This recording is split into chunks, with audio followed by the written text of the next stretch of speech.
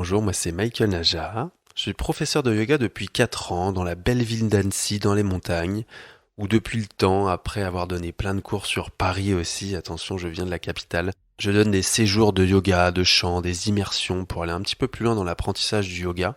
Et je suis ambassadeur avec Kim Jali, marque de Decathlon Yoga. Je suis très heureux de partager l'expérience avec eux pour avancer un petit peu plus et surtout faire découvrir le yoga à tout le monde. Moi, je viens pas du yoga en fait, moi je viens du sport et j'ai mis du temps à m'y mettre, mais justement aujourd'hui, j'aime transmettre le yoga aux sportifs, aux hommes aussi.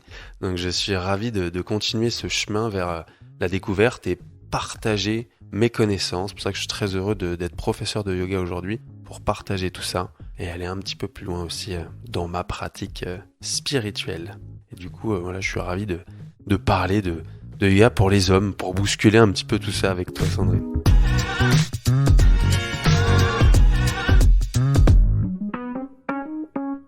Bonjour et bienvenue sur Conseil de sportifs et de sportives, un podcast qui a pour vocation à vous accompagner dans la pratique, vous aider à reprendre le sport ou tout simplement répondre à des questions que vous vous posez sur l'activité physique. Je suis Sandrine, je travaille chez Decathlon et au micro, je reçois des experts, des expertes, des passionnés de sport, de santé, de bien-être.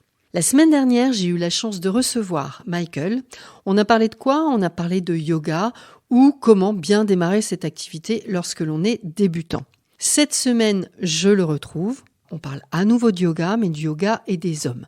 Alors pourquoi les hommes ont-ils tant de mal à s'y mettre ? Est-ce qu'ils ont encore beaucoup d'a priori ? Moi, ce que j'aimerais, c'est lever les freins à la pratique avec Michael. Bonjour Michael. Bonjour Sandrine. Alors, un grand sujet, le yoga pour les hommes. Alors, je vais juste essayer de bousculer 3 clichés, ou de balayer 3 freins peut-être à la pratique, et puis tu vas bousculer tout ça. Souvent les hommes, je ne suis pas souple de nature. Enfin, les hommes ne sont pas souples de nature, donc, en tout cas, c'est ce qu'ils disent. Je ne vais pas y arriver, donc je vais pas aller en yoga. Je vais peut-être être ridicule. C'est vrai ça ? Je peux comprendre que ça soit vrai, mais c'est pas vrai. Pour te dire, je suis un homme, je suis professeur de yoga, je me suis mis au yoga et j'avais tous ces clichés en tête avant d'en faire. Vraiment, j'avais une amie qui faisait du yoga. Elle me disait, mais viens essayer. Moi, je dis, mais non, il y a que des femmes. En plus, je suis pas souple du tout. Et en plus, on bouge pas. J'ai pas envie de me poser par terre à rien faire. Voilà. Tu vois, c'est vraiment le cliché, hein. Et ça, c'était il y a, 6 ans. Il y a pas si longtemps. Et donc, les hommes de nature, peut-être qu'effectivement, ils sont moins souples, mais ça les empêche pas de pratiquer, on est bien d'accord. Exactement, on n'a pas besoin d'être souple. Alors oui, on peut faire du sport et du coup avoir des muscles qui se raidissent. Ça par contre c'est prouvé, hein, c'est vrai, mais bon, les femmes aussi font du sport, elles peuvent très bien aller au yoga. Donc il n'y a pas besoin d'être souple. Au contraire, justement, si on fait une pratique sportive, ça va faire énormément de bien aux muscles de se reposer et de s'étirer. Et de toute façon, on le sait très bien, hein, quand on est à la salle de sport et qu'on s'entraîne, on voit qu'on n'a pas de mobilité et on sait très bien dans le fond que le yoga ça nous ferait du bien. Et que c'est pas que pour les femmes, au contraire, mais il n'y a pas besoin de faire un grand écart pour faire du yoga. On le fait pas en cours, hein, c'est très rarement. J'espère. Alors, j'ai comme l'impression aussi que certaines personnes, les hommes, pensent que la pratique du yoga, elle n'est pas suffisamment intense pour en faire une pratique sportive. Dans ce cas, est-ce que le yoga, ça peut pas être un bon complément à leur activité physique? Je sais pas, je fais du trail, je peux faire un complément yoga, je suis marathonien, je fais du yoga. Totalement. Mais Qu'est-ce que tu en peux fait, me dire tous les là-dessus ? sports peuvent se lier avec le yoga. C'est une très bonne récupération. Mais après, je vais te dire, hein, là, moi, j'aimerais bien qu'un homme me dise, non, mais c'est pas assez intense. Viens à mon cours, viens à un cours de Vinyasa. Donc, il y a des yogas dynamiques qui sont faits. Moi, c'est comme ça que j'ai commencé. J'ai commencé avec le yoga dynamique, le Vinyasa. Il y a de l'Ashtanga aussi. Il y a du Bikram. Là, je t'ai donné 3 noms, Vinyasa, Ashtanga, Bikram. Concrètement, les hommes, ils peuvent tester. Ils vont voir que on se donne beaucoup. On travaille les muscles profonds, donc mine de rien, les muscles profonds, ça fait grossir les muscles et ça, surtout, ça nous renforce. Effectivement, c'est pas très facile au début parce que on va étirer les muscles et du coup, la souplesse, elle est pas trop là. Mais c'est quand même bien intense et ça peut suffire en pratique pour se renforcer. Après, effectivement, si on a un sport qu'on aime bien, qu'on veut garder, autant faire du yoga en récupération, donc peut-être même des yogas doux, des yogas qui bougent un peu plus, pour détendre les muscles, pour gagner en mobilité et pour se reposer aussi musculairement, parce que mine de rien, quand on fait des pratiques sportives et qu'on s'entraîne tous les jours, en fait, on repose jamais ses muscles et on peut s'éviter de progresser dans son sport si on n'a pas cette récupération. Ouais, Donc, la effectivement, récupération, ce qu'on appellerait du coup une récupération active. exactement. Donc ça, on balaye aussi comme cliché. Hop, Voilà. c'est fini. Il est balayé Hop, facilement. voilà, balayé. Hop. Et je voulais également te demander si finalement, c'est pas parce qu'aussi peut-être les cours sont un peu peut-être trop connotés féminins et que les hommes ont Ouais, du mal bien à sûr. pousser les portes des centres. Bien sûr, comme je t'ai dit, moi, j'y allais pas parce que je me dis, bon, il va y avoir que des femmes qui sont super souples et je vais avoir l'air ridicule. Alors oui, mais non.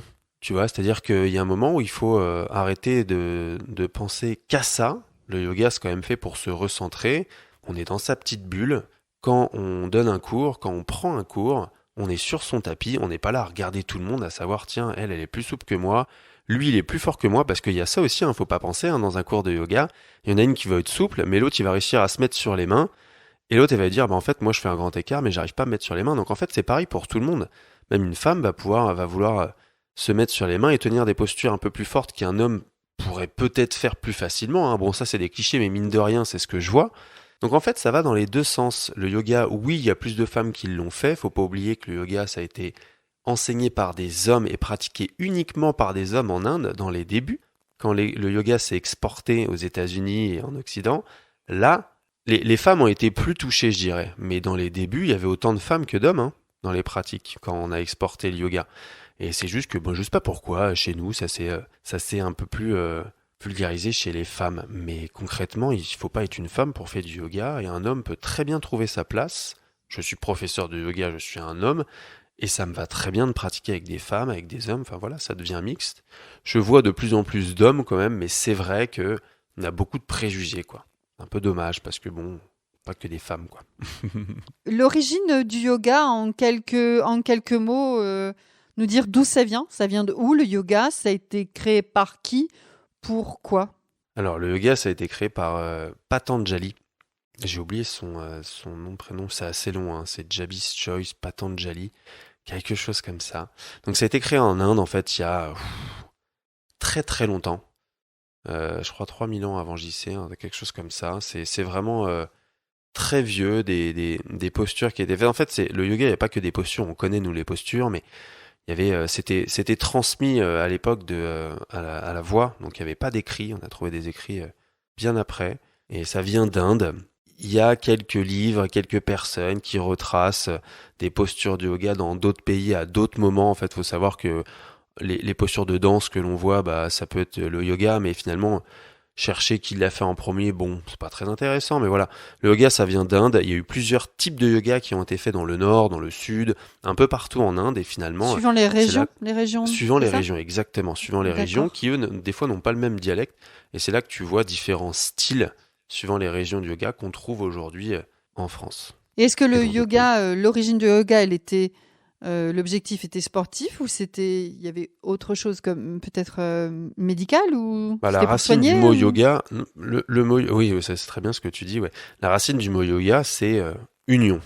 Union de corps et esprit. Donc c'est s'unir avec soi, c'est se retrouver en bougeant, en s'activant, en méditant, en se soignant aussi, parce que tu as raison qu'il y a des pratiques de yoga qui soignent, les postures font du bien. Donc le but c'est de s'unir. Ça vient du mot yuj, dans la langue sanskrit indienne, qui veut dire union. Donc voilà ce qu'on cherche à faire. Il y a un garçon aussi qui m'a dit qu'effectivement, voilà, en tant qu'homme, dans le studio ou dans le cours, peu importe, il avait du mal à se concentrer. Il avait du mal à effectivement être focus et à se concentrer. C'est le cas pour beaucoup d'hommes? Pas que les hommes. Franchement, là-dessus, je te dirais, c'est 50-50. Femmes, hommes, se concentrer, ça c'est juste un problème personnel en fait. Tu vois, de se concentrer. Pourquoi il s'est pas concentré? Est-ce qu'il pensait à autre chose? Est-ce Oui. qu'il avait vraiment mal partout? Il avait du mal à se placer dans les postures? Ou est-ce qu'il vaquait à regarder tout autour de lui, à essayer de se juger personnellement parce qu'il voit les autres personnes pratiquer et il se dit, mince, je suis pas comme elle, ma posture elle est pas pareille. Tu vois, c'est vraiment la concentration, ça peut être de tout, mais pour tout le monde en fait. Femmes, hommes, c'est pas que pour les hommes, non. Ça existe des cours de yoga où il y a uniquement des hommes? Oui, il y en a certains qui l'ont fait. Il y en a certains qui l'ont fait, ça peut aider. Ça peut aider de se retrouver que entre hommes et d'apprendre, de commencer peut-être comme ça. Moi, je suis pas pour. Je suis pas pour parce que j'ai pas envie justement de qu'on se divise en fait et qu'on se dise il faut absolument commencer entre hommes pour après aller vers le yoga, mais ça peut aider. Donc je ne suis pas contre, mais je préfère qu'on se mette un petit coup de pied au cul et qu'on enlève tous ces clichés pour passer le pas d'une porte, le pas d'un studio et juste essayer et voir en fait. On voit que ça nous fait du bien. Il y a d'autres freins à la pratique que tu as identifiés chez les hommes et sur lesquels tu pourrais effectivement balayer ce frein? Écoute, les freins, c'est... franchement, le premier pas, je pense, c'est le plus gros quand même. Le premier pas, savoir où on va. Donc moi, je vais donner une petite astuce quand même qui m'a beaucoup aidé.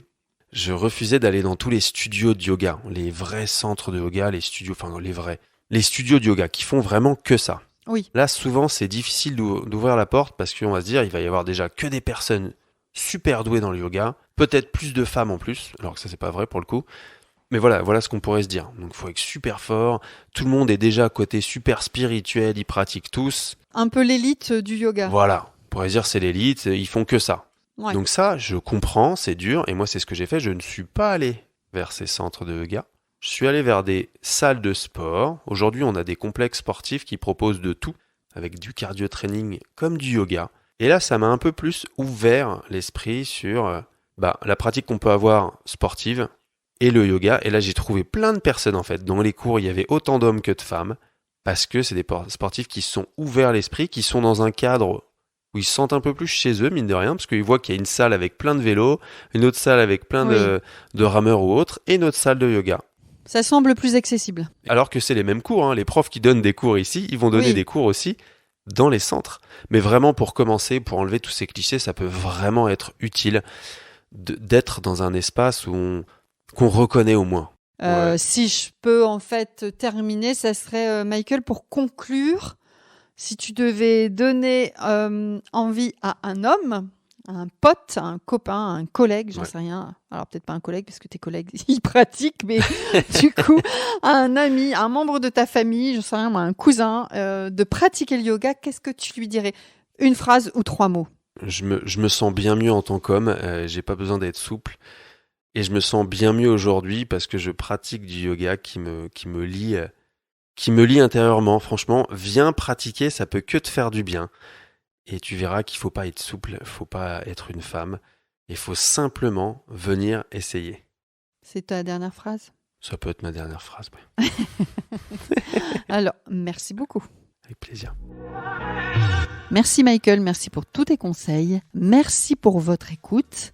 Eh bien, je n'ai plus qu'à vous suggérer de partager cet épisode à votre entourage, d'aller nous mettre de jolies étoiles sur Apple Podcast et Spotify. Vous voulez m'écrire pour me suggérer des idées de sujets, des commentaires, des remarques? Eh bien, n'hésitez pas, écrivez-moi à podcast.decathlon@gmail.com podcast.decathlon@gmail.com et tout ça en minuscules.